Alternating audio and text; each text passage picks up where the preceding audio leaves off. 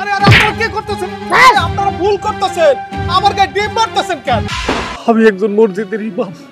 আমি ভালো করে জানি যে আত্মহত্যা মহাপাপ। আমারে আপনি ক্ষমা করে দিন।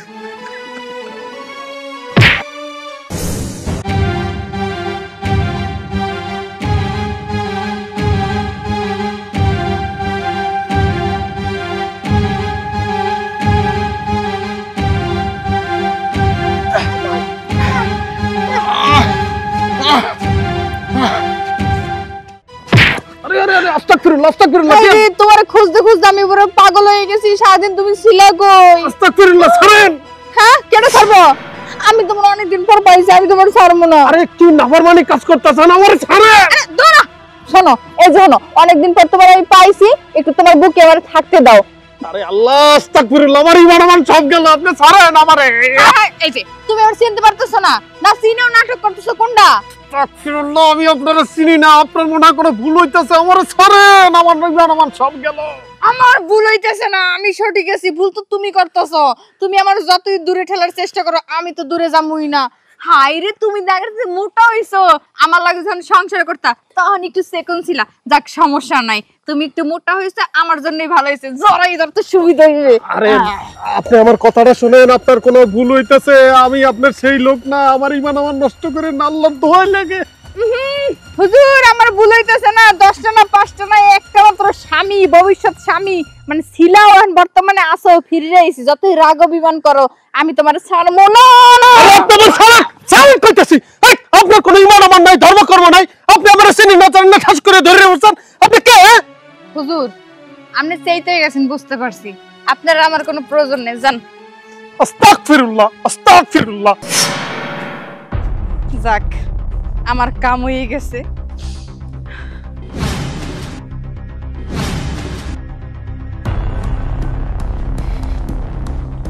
দারুন ইমাম সাহেব। আসসালামু আলাইকুম। ওয়ালাইকুম সালাম। আপনি মসজিদে ঢুকবেন না? কি বলতেছেন সভাপতি সাহেব? নামাজের সময় হয়েছে, আপনি আমার পিছনে দাঁড়িয়ে নামাজ পড়বেন না? আপনি মসজিদে ঢুকবেন না, বা সোজা কথা। আপনি এটা কি বলতেছেন? আমার অপরাধ কি? আপনি এভাবে কথা বলতেছেন কেন আমার সাথে? আপনার অপরাধ কি আপনি জানেন না? আপনি এত খারাপ, এত খারাপ আপনি। সি সি সি সি, আপনার ভিতরে এত শয়তান আছে, এটা তো আমরা জানতাম না। কি বলতেছেন? আমি কি এমন করছি যে আমি কি শয়তানি করলাম আমি তো বুঝতেছি না। দেখেন, আপনারা কোনো কিছু বুঝাইতে পারবো না, আপনি সোজা বাইরে যান, আপনি মসজিদে ঢুকবেন না। সভাপতি সাহেব, আমি চলে যাব ঠিক আছে, কিন্তু আমাকে যদি একটু বলতেন আমার কি অপরাধ, তাহলে আমি খুশি হইতাম। আরে অপরাধ, অপরাধ সময় মতো জানতে পারবেন। আপনি যান, আপনি মসজিদের আশেপাশে চাইবেন না। আচ্ছা ঠিক আছে, আমি আসি। আসসালামু আলাইকুম। ওয়ালাইকুম সালাম।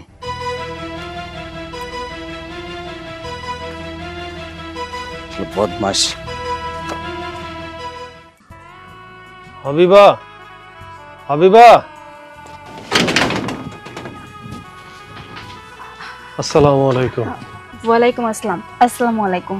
ওয়ালাইকুম সালাম। কি ব্যাপার, আপনাকে চিন্তিত মনে হচ্ছে?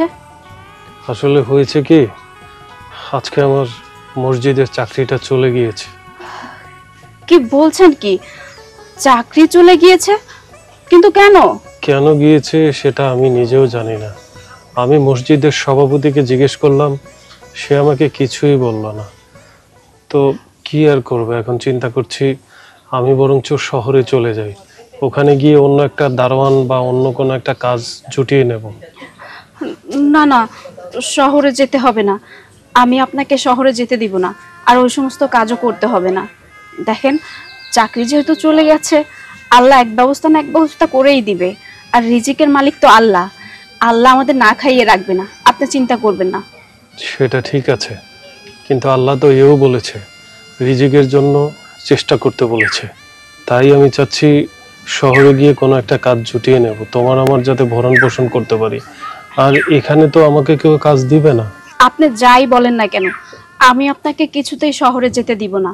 আর আপনার চাকরিটা তো আজকেই চলে গেছে, আপনি চিন্তা করবেন না। আপনি গ্রামের মধ্যেই কোনো একটা ব্যবস্থা করে নিতে পারবেন।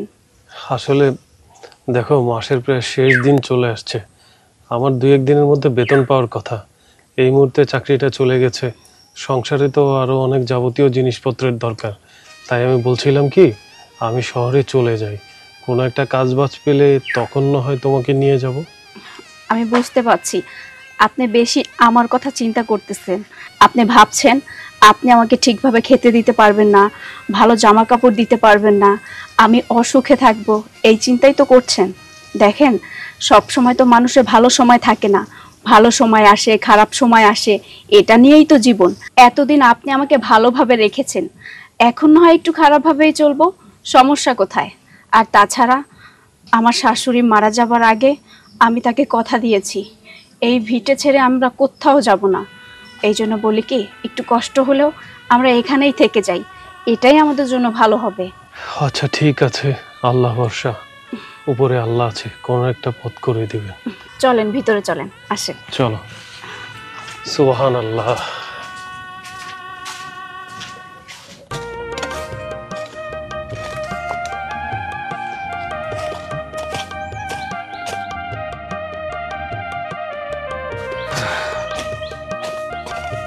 আসসালামু আলাইকুম মোহাম্মদ সাহেব। জি ওয়ালাইকুম আসসালাম, কেমন আছেন? আলহামদুলিল্লাহ ভালো আছি। আমরা তো এই ভালো পড়ালেখা কইরা এত শিক্ষিত হইয়া আলেম পাস করে আপনি এগুলা করতেছেন কি? একটা চাকরি বাকরি করতে পারলেন না? চেষ্টা তো কম করি না, অনেক জায়গায় গেছি, অনেকের কাছে গেছি, অনেক অফিস আদালতে গেছি, কোনোখানে আমার চাকরি নাই। অথচ দেখেন আমার লগে যারা পড়াশোনা করছে, যারা ভার্সিটি কলেজ, যারা এইসব পড়াশোনা কইরা বাইরে হয়ে গেছে, তারা কিন্তু প্রত্যেকে চাকরি পাইছে, কিন্তু আমি পাই নাই। কেন জানেন? কেন? আমি মাদ্রাসায় পড়ছি, আলেম পড়ছি, ফাজিল পড়ছি, দাখিল পড়ছি, এইসব পড়ার কোনো দাম নাই এখানে। আমি যদি এইসব না পড়া যদি আমি কলেজ ভার্সিটিতে পড়তাম, হ্যাঁ, তাহলে হয়তো পাইতাম। ও বাংলা পড়ালেখার লাগে আপনার চাকরি হয় নাই? জি জি, সেজন্য আর চাকরি নাই বলে ক্ষেত কামারিতে কাজ করে নিজের বাড়ির আশপাশ পরিষ্কার পরিচ্ছন্ন করি আর কি। কোনো চিন্তা করেন না, মনে করেন আপনার চাকরি হইয়া গেছে। আলহামদুলিল্লাহ। কি কইরা কেমনে হইলো, কোন জায়গায় হইলো? আমাকে মসজিদে আজকের থেকে নামাজ পড়বেন আপনি। আলহামদুলিল্লাহ, আল্লাহ আপনার কাছে হাজার কোটি শুকরিয়া। আমি ঠিক আছে, আপনি কি এটা বলছিলেন যে আপনি কি সত্যি বলছেন না মিথ্যা বলছেন? সত্যি কইতাছি, আমাকে জায়গা যে ইমাম সাহেবটা ছিল, জি জি, ও আসলে খুব একটা জঘন্য খারাপ ছিল।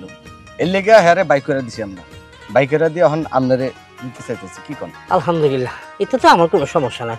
ইনশাল্লাহ আমার যখন তো চাকরি হয়ে গেছে, তাহলে আগামীকাল সকাল থেকে আমি মাদ্রাসায় যাবো, মসজিদে যাবো। না না, কি কোন আগামীকাল সকাল থেকে? আপনি আজকের থেকেই মাগরিবের নামাজ থেকে আপনি শুরু করবেন। আলহামদুলিল্লাহ। আল্লাহ, এটা আপনি কি দেখাইলেন? আপনি রহমতের বাণী আমার এইভাবে দেখাবেন, আমি চিন্তাও করতে পারি না। আমি তো মনে করছিলাম মাদ্রাসায় ছাত্র পড়াবো, এখন তো দেখতেছি আমি ইমাম, আমি ইমামতি করবো। আল্লাহ, আপনার কাছে হাজার কোটি শুকরিয়া। আচ্ছা এক কাজ করি, যেহেতু আমাকে এখন এই মাগরিবের নামাজ পড়াতে হবে, হ্যাঁ তাহলে আমি এক কাজ করি, আমি একটু উজু টুজু কইরা পাঞ্জাবিটা চেঞ্জ করে তারপর আসতেছি। আচ্ছা আচ্ছা ঠিক আছে। আপনি যান। আসসালামু আলাইকুম। ওয়ালাইকুম সালাম।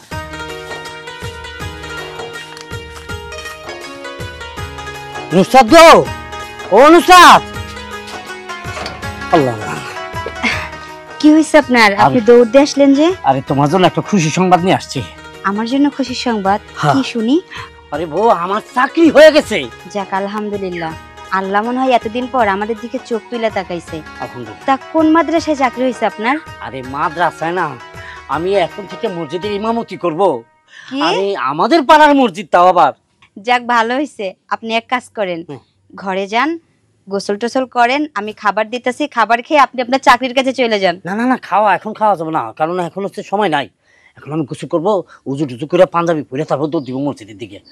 আর শোনেন, হ্যাঁ? আমি কিন্তু আল্লাহর কাছে একটা মানত করছিলাম, কি মানো? আপনার যদি চাকরি হয় তাহলে আমি 10টা এতিম বাচ্চারে খাওয়াবো। আলহামদুলিল্লাহ। আমি কি ওগুলোর ব্যবস্থা করব? এই করবো তো অবশ্যই, কেন নয়।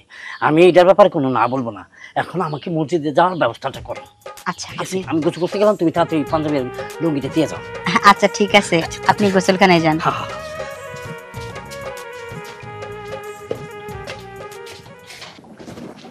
আসসালামু আলাইকুম ভাবি।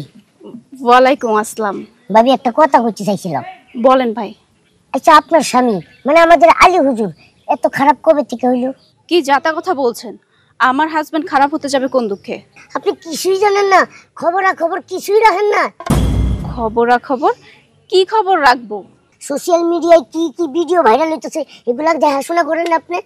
আপনার স্বামীর নামে একটা সুন্দর ভিডিও ভাইরাল হইছে, সেটা চাইলে আপনি দেখতে পারবেন, আমার মোবাইলে আছে।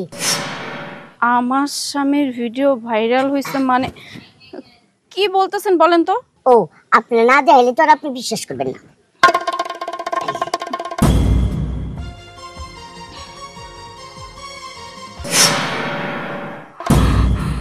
এখন বিশ্বাস হয়েছে? এখন তো বিশ্বাস হইবই, এই জন্যই তো চাকরিটা গেছে গা। কত সুন্দর ভালো একটা চাকরি করতো, এইসব মায়া মানুষ নিয়ে ঝামেলার কারণে মনে করেন যে আজকে চাকরিটাও গেছে। আমার যে কেমনটা লাগতেছে, এরকম একটা হুজুর মানুষ যারা আমরা সম্মান করি এই গ্রামের মধ্যে এইসব করে বেড়ায়। হ্যাঁ, আগে যদি জানতাম এই হুজুরের এরকম স্বভাব চরিত্র, তাইলে এই গ্রামে আর জায়গাই দিতাম না। ভাবি আমার মোবাইলটা দেন।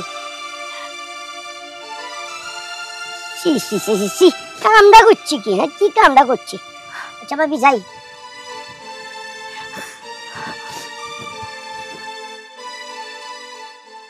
এই যে চলাফেরা করতেছে, সেইভাবে চলাফেরা করতেছে ঠিক না। আমাদের ইসলাম ধর্মে কিন্তু এই ধরনের পোশাক আশাক একদম নিষিদ্ধ। তোমাকে হিজাবি পড়তে, হিজাবি পদ্ধতিতে চলতে হবে, বোরকা পরে চলাফেরা করো, তাহলে মানুষ ভালো বলবে। তুমি যদি এইভাবে চলাফেরা করো মানুষ খারাপ বলবে। এই আপনি এখানে কি করতেছেন? আপনি এখন আমার সাথে চলবেন, চলেন। আরে বাবা, আমি কি বলছি, আমি একটা কাজের কথা বলতেছিলাম আর কি। আপনি কাজের কথা বলেন আর যাই বলেন, আপনি এখান থেকে আগে চলেন, তারপর আপনার সাথে বাকি কথা হবে। আসেন আসেন আসেন। আপনি কি ব্যাপার এরকম শুরু করছো কেন? রাস্তার মধ্যে এভাবে টানা হাসা করলে মানুষ কি বলবে আমাকে? মানুষ কি বলবে সেই জন্যই আপনাকে আমি টেনে নিয়ে এসেছি। আচ্ছা আচ্ছা, আপনার কি মাথার মধ্যে কোনো সমস্যা হয়েছে? আমার মাথা তো ঠিকই আছে, আমার মাথার কোনো সমস্যা নেই তো। কেন, কি হয়েছে? আপনি যে মসজিদে ইমামতি করছেন, এই মসজিদের আগের ইমামের চাকরি কি কারণে গেছিল আপনি কি জানেন? কেন, আমি তো জানি না কি কারণে গেছে চাকরি। এই মেয়েলি ব্যাপারে। আমি চাই না এই মেয়েলি ব্যাপারে আপনার চাকরিটাও চলে যাক। অনেক কষ্টের বিনিময়ে আপনি চাকরিটা পেয়েছেন। আপনার যদি কিছু বলার থাকে আপনি ছেলেদেরকে বলবেন, মেয়েদের কাছে আপনার কি? না না, আস্তাগফিরুল্লাহ। যদি মেয়েলি কারণে ওনার চাকরি চলে যায় তাহলে কি আমার পাগলে পাইছে? আমি আর মেয়েদের সাথে কথা বলি, তবে আমি কিন্তু খারাপ কিছু বলি না। ওর মা আমার একদিন ধরলো যে বাবা রে, আমার মেয়ে বেখেয়ালি ভাবে চলে, ওর কাপড় চাপড় অনেক কিছুতে বেখেয়ালি, তুমি একটু শরীয়ত মোতাবেক যেভাবে চলাফেরা হয়, পদ্মাশীল ভাবে যেভাবে চলতে পারে সেটা শিক্ষা দিও। আমি সেই শিক্ষা দিচ্ছি, দিনের শিক্ষা দিচ্ছি, ইসলামী শিক্ষা দিচ্ছি, পদ্মাশীল শিক্ষা দিচ্ছি, যাতে নারীরা কখনো পদ্মার বাইরে না থাকে সেই শিক্ষা দিচ্ছি। ঠিক আছে, আপনার শিক্ষা দেওয়ার থাকলে আপনি আমাকে দিবেন, আপনি পরনারীর কাছে কেন শিক্ষা দিতে যাবেন? আচ্ছা বউ, তুমি কি আমাকে মানে মেয়েলি ব্যাপারে কোনো সন্দেহ করতেছে? দেখো, আমার কি সেই অভ্যাস আছে? আমার তো সেই অভ্যাস নাই, সেটা তো তুমি ভালো করেই জানো। হ্যাঁ ঠিক আছে, আপনার সেই অভ্যাস নেই, কিন্তু শয়তানে আপনাকে যে কোনো মুহূর্তে ফান্দে ফালাইতে পারে। এই জন্য বলছি আপনি মেয়েদের থেকে দূরে থাকবেন। ঠিক আছে, আজকের পর থেকে তোমার এই কথাটা আমি মেনে মেনে চলবো। আজকের পর থেকে কোনো নারীকে যদি ওপেন ভাবে চলাফেরা করে, ইসলামের বাইরে চলে, আমি সেই মার দিকে একদম তাকাবই না। যদি কোনো মেয়েকে ইসলামের শিক্ষা দিতে হয় সেটা আমি দেবো, আপনি না। এখন চলেন। হ্যাঁ তাতেই চলো, আবার মসজিদে নামাজ পড়তে হবে তো। আসেন। আল্লাহু আকবার, আল্লাহু আকবার। হাবিবা, হাবিবা, হাবিবা, খেলো কোথায়? হাবিবা, এই সময় তো কোথায় যাওয়ার কথা। এটা কি?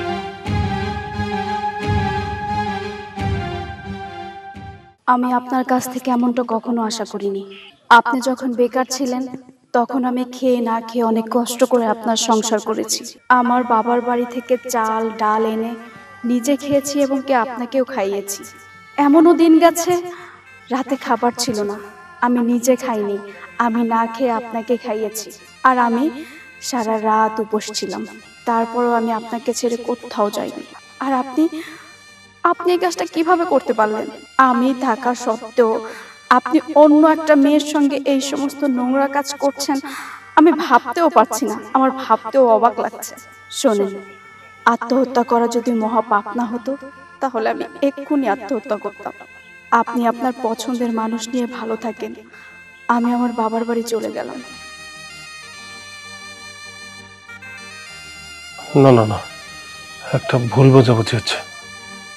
ওর বাসায় আমার যেতেই হবে।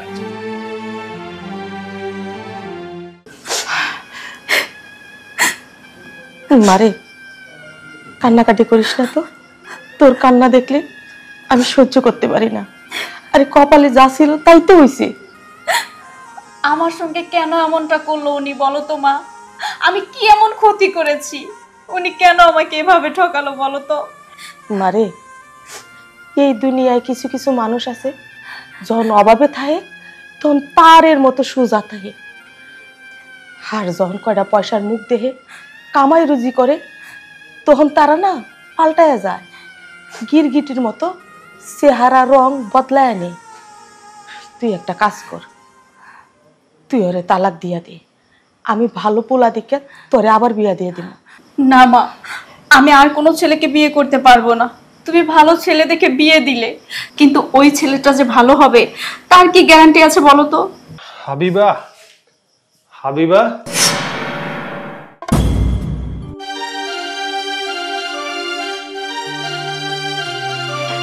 তুমি এখানে? আসসালামু আলাইকুম। ওয়ালাইকুম আসসালাম। হাবিবা কোথায়? ও কি বাসায় চলে এসছে আমার বাসা থেকে? হাবিবা ভিতরেই আছে, আপনি এখান থেকে চলে যান। হাবিবা আপনার সাথে যাইবো না, আপনার সংসার করবো না। আম্মাজান, আপনি এগুলো কি বলছেন? আমার কথাটা শোনেন। মা, ওনাকে এখান থেকে চলে যেতে বলো। হাবিবা, তুমি আমার কথাটা শোনো। না, আমি কোনো দুশ্চরিত্র লোকের সঙ্গে কোনো কথাও বলতে চাই না, তার কোনো কথাও শুনতে চাই না। এখান থেকে আপনি চলে যান। আম্মাজান, ও তো আমার কথা শুনতে চাচ্ছে না, আপনি অন্তত আমার কথাটা শুনুন। বাস, আমি কোনো কথা শুনতে চাই না। আপনার এই নোংরামি কথা শোনার মতো রুচি আমার নাই। হ্যাঁ, আমি তো ভাবতেও পারতেছি না আপনি কিভাবে একজন ভালো মানুষ হয়ে এই খারাপ কাজটা করতে পারলেন। সি সি সি, আমার লজ্জায় মাথা হেট হয়ে যাইতেছে। আমি কল্পনাও করতে পারতেছি না যে আমার মেয়ের জামাই এত দুশ্চরিত্র, এত খারাপ। ছি, যান আপনি এই মুহূর্তে এই বাড়ি থেকে বেরিয়ে যান। আমার মেয়ে আপনার সাথে যাবে না, সংসার করবে না। কি লো দাঁড়াই আছেন কেন? যান এখান থেকে। আচ্ছা ঠিক আছে, যাইতেছি। ভালো থাকবেন। আসসালামু আলাইকুম। ওয়ালাইকুম আসসালাম। হাবিবার দিকে একটু খেয়াল রাখেন।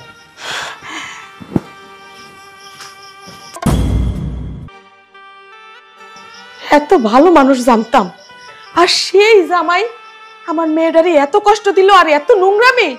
ছি! আপনারা সবাই এখানে আছেন, আপনাদেরকে একটা কথা বলি। আমাদের আগের যে ইমাম সাহেব, তো উনি যে অপরাধ করছে এই অপরাধ কোনো ক্ষমার যোগ্য না। আর উনি যে মসজিদে না ঢুকতে পারে এই ব্যবস্থা সবাই করতে হইব। ব্যাপারটা হচ্ছে সভাপতি সাহেব, এই ধরনের জঘন্য রকম কাজ, মানে এই ধরনের অপরাধ এলাকার মধ্যে বা সমাজে অনেক হচ্ছে, তাদের জন্য কি ব্যবস্থা করবেন? শোনেন ইমাম সাহেব, জি, অন্য অন্য এলাকায় কি হয় না না হয়, কিন্তু আমাদের এলাকাটা তো আমাদের রক্ষা করতে হবে, তাই না? তো এসব জঘন্যতম অপরাধী কাজ করতে দেওয়া যাবে না। তাহলে 1 গ্রাম দেখে আরো 7 গ্রাম ভালো হয়ে যাবো গা। জি জি জি। সভাপতি সাহেব, বলেন নাকি একটা কাজ করব, কি বলেন? এর নাকি ফাগলা কুত্তো লাগাই দিব। আরে এগুলা করা যাবে না, শোনো, এগুলা করলে আমাদের এলাকার বদনাম হবে। যেমনি পারো ছলে বলে কৌশলে হলো ওনাকে আমাদের এলাকা থেকে বিদায় করতে হইব। সভাপতি সাহেব, হ্যাঁ বলেন। আমার কথা হইল একজন আলেম হইয়া সে এই কাজটা কিভাবে করলো? তার মনে কি একটু বাধা দিল না? আমার তো মনটা কইতাছে এরকম লোকের এই গ্রামে জায়গা না দেওয়াই ভালো। ঠিক বলছো তুমি, কারণ এরকম লোক যদি একজন জায়গা দেয় তাহলে আরো 7 জন মানুষ নষ্ট হইব। এর লেগা ওনারে মারা যাব না, মাইরা ফেলানো যাব না, না, এটা ইসলামিক হাদিসে নিষেধ আছে। ইসলামে নাই, মানুষকে মেরে ফেলার অধিকার তোমার নাই। নাই, যদি অপরাধ করে দেয় তাকে শাস্তি দেওয়া যাবে, শাস্তি দেওয়া যাবে। কিন্তু অপরাধীকে মেরে ফেলে দিবা, তুমি কিন্তু আরেকজনের কাছে অপরাধী হয়ে যাবা। ঠিক। তাহলে শাস্তির ব্যবস্থাই করেন, এরকম আলেম আমাদের এখানে আর থাকতে পারবে না, আমাদের একদম সমাজটা নষ্ট হয়ে যাবে। আচ্ছা, আমরা তো ঠিকই কইছে। আমরা একটা কাজ করতে পারি না? বলেন। বলতেছিলাম যে লোকটাকে যখন আমরা বিদায় করবো, আর সচরাচর আমাদের চোখের সামনে যারা পড়বে, উনি যদি পড়ে অপমান অপদস্থ করতে করতে করতে করতে একটা সময় সে বিরক্ত হয়ে গ্রাম ছেড়ে দিবে। হ্যাঁ, এটা কি করা যায়? এটা করা যায়। তাছাড়া উনি যে জঘন্য কাজটা করেছেন, এটার জন্য ওনাকে মানে মানে পাথর নিক্ষেপ করা উচিত ছিল। ঠিক বলছেন। তাহলে আমরা সবাই একত্রিত হয়ে যে ওনাকে কিভাবে এই এলাকা থেকে দূর করা যায়, মানে তাড়ানো যায়, সেই ব্যবস্থা করি। হ্যাঁ, চল। আচ্ছা শালাবাবু, তাহলে তুমি কাজটা করবা। ওকে, চলো।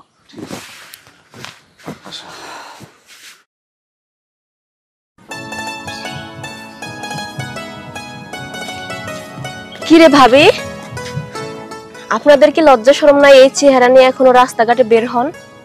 কেন, রাস্তায় বের হওয়া নিষেধ নাকি? আপনার স্বামী যে আকাম করছে সে হিসাবে তো আপনার মুখ লুকাইয়া ঘরে বসে থাকা উচিত। দেখো বোন, আমার হাজবেন্ড একটা অন্যায় করেছে সেটা আমি মানতেছি, কিন্তু ওই জন্য আমি আমার হাজবেন্ডের সঙ্গে থাকি না। আমি আমার বাপের বাড়ি চলে আসছি। ওর সঙ্গে আমার কোনো প্রকার সম্পর্ক নেই, আর কোনো যোগাযোগও নেই। তাই ওকে নিয়ে কোনো প্রকার কথা আমাকে বলবা না। এটা বললে হবে নাকি? আপনি কি তাকে ডিভোর্স দিয়েছেন? গ্রামের মানুষ সিদ্ধান্ত নিয়েছে আপনাকে আপনার স্বামীকে 2 রশি দিয়ে বেঁধে অপমান করে গ্রাম থেকে তাড়িয়ে দেবে। আমি বুঝলাম না, আমি কি দোষ করেছি? আপনার দোষ একটাই, আপনি তার বউ। আপনাকে একটা আমি বুদ্ধি দেই, আপনি মান সম্মান থাকতে এই গ্রাম থেকে চলে যান।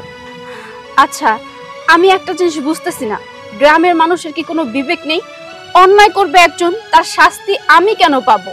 সেটা আমি জানি না, আপনি গ্রামের মানুষকে জিজ্ঞাসা করেন। তবে আমি যেটা বলেছি আমার কথাটা মাথায় রাখেন।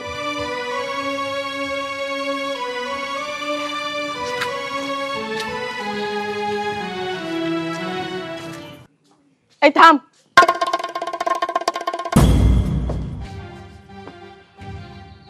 তুই আর ভিতরে ঢুকবি না। যেখান থেকে আসছস এইখানে চলে যা। মানে আমি কোথায় যাব মা? কোথায় যাবি হেডেকে আমি করে দিব?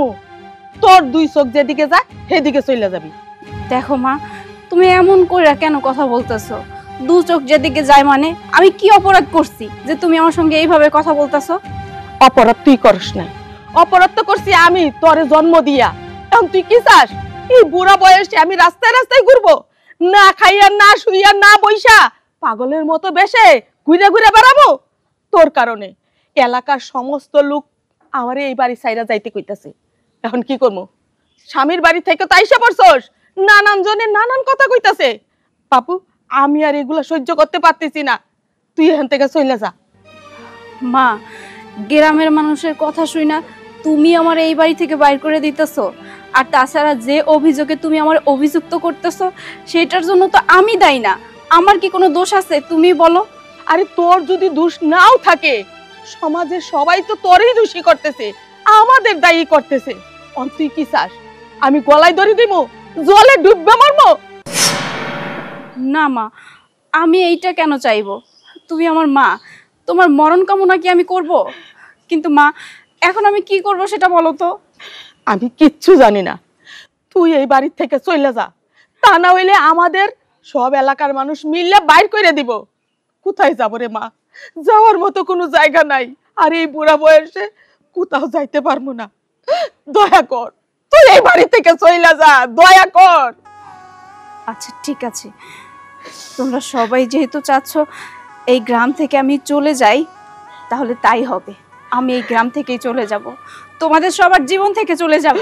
কিন্তু আফসোস আমার একটাই, আমি কোনো অন্যায় করিনি, তারপরও আমি শাস্তি পাচ্ছি। কাউকে আমি ক্ষমা করব না, কাউকে না।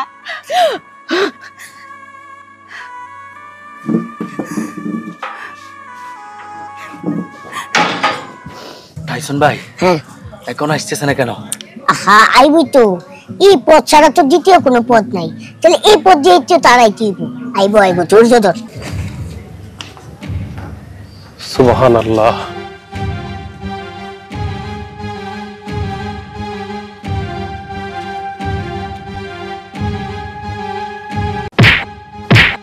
আরে আরে আপনারা কি করতেছেন? আপনারা ভুল করতেছেন, আমার গায়ে ডিম মারতেছেন কেন? এ হুজুর, আপনার গায়ে ডিম মারতাছে, আপনার তো পাথর নিক্ষেপ করা দরকার ছিল, এটা তো সামান্য ডিম নিক্ষেপ করতেছে। আচ্ছা আমি কি এমন ভুল করছি যে আপনারা এমন করতেছেন আমার সাথে? আপনি কি ভুল করছেন আপনি জানেন না? আপনি একটা হুজুর হইয়া আপনি একটা মেয়ের লগে কিভাবে ফষ্টি নষ্টি করতে পারলেন? এই ভিডিও সামাজিক যোগাযোগ মাধ্যমে ভাইরাল হয়ে গেছে, আর পরেও কইতাছেন আপনি কি করছেন? দেখেন আপনাকে কোথাও ভুল হইতেছে, আমি আসলে তার সাথে ওইরকম খারাপ কোনো কাজ করি নাই, এটা একটা ভুল বোঝাবুঝি। ভুল বুঝাবুঝি কোনটা আর কোনটা ভুল বুঝাবুঝি না সেটা মানুষ ভালো করেই জানে। শোনেন, আপনি যদি এই গ্রাম ছাড়া না হন তাইলে আপনার মাথা নেড়া কইরা গলায় জুতার মালা পরায়া এই গ্রামে ঘোরানো হইব। তাছাড়া আপনি এখান থেকে চলে যান, এটা আপনার জন্যই ভালো। আর চল আমরা যাই। আয়। আরে আমি কিছুই বুঝতেছি না। কি আল্লাহ, তুমি আমার কোন পরীক্ষার মধ্যে ফেলাইলা? আমি লাঞ্ছিত হইতে হইতে আমার তো আর কোনো উপায় নেই। কি আল্লাহ, তুমি রক্ষা করো মাবুদ, মাবুদ।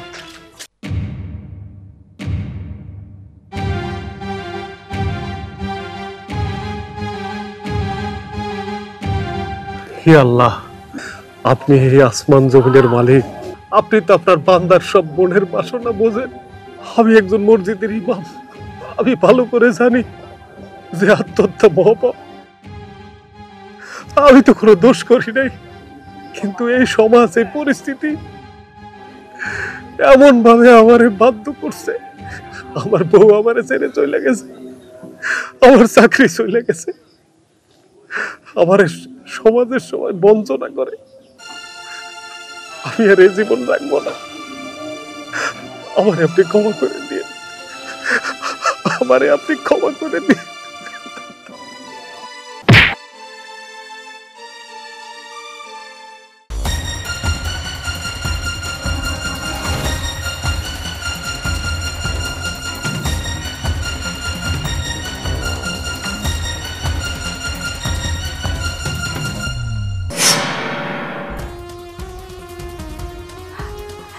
আরে আপনি এখানে শুয়ে আছেন কেন? এই শুনছেন? এই, উনি তো মরে গিয়েছে, উনি আমাকে ছেড়ে এভাবে চলে গিয়েছে। হে আল্লাহ, আমার স্বামীকে আপনি এভাবে নিয়ে গেছেন, তাহলে আমি বেঁচে থেকে কি করব? আমি আমার এই জীবন রাখবো না, আমি বিষ খেয়ে মরে যাব।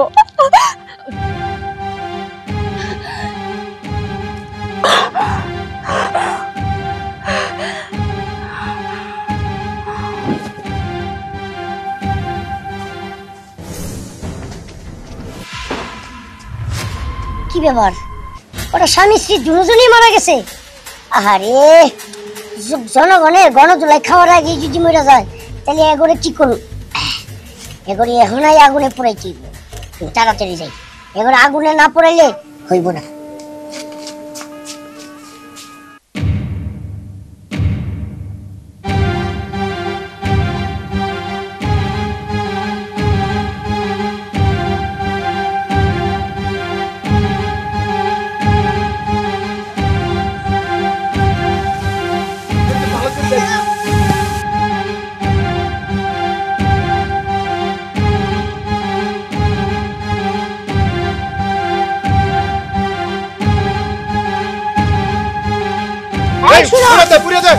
আমি তোমরা একটা কথা কই, একবারে আগুনে পুড়ে ছাই করে ফেলতে হইব, তারপরে এর একবারে নদীতে ভাসাই দিবে। এখন দিতেছি।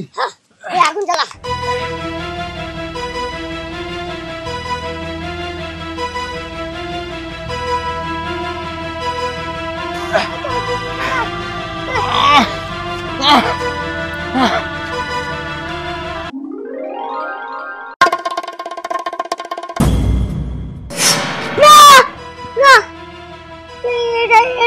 আমি কি স্বপ্ন দেখলাম?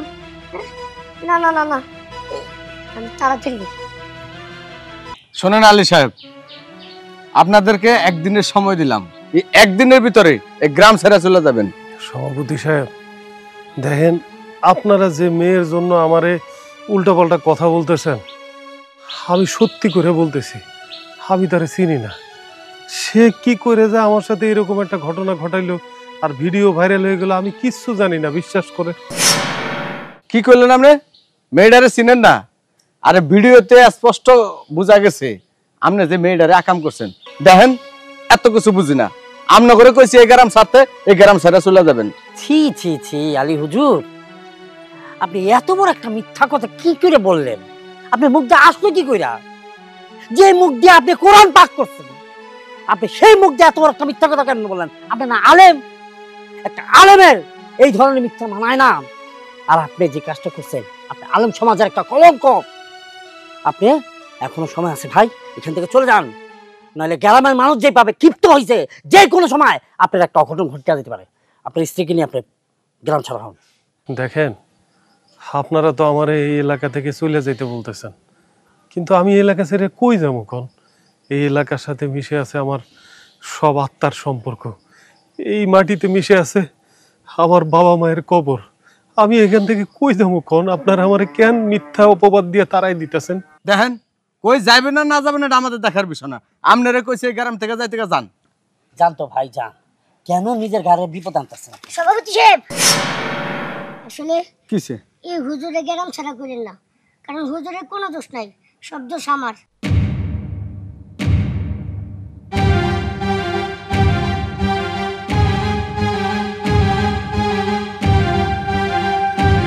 আসলে এটা একটা সাজানো নাটক। হুজুরে যে মেয়ে জড়াই ধরছিল ওই মেয়েটারে আমি ভাড়া করে আনছিলাম। কই এটা কি কয় তোমার ভাই?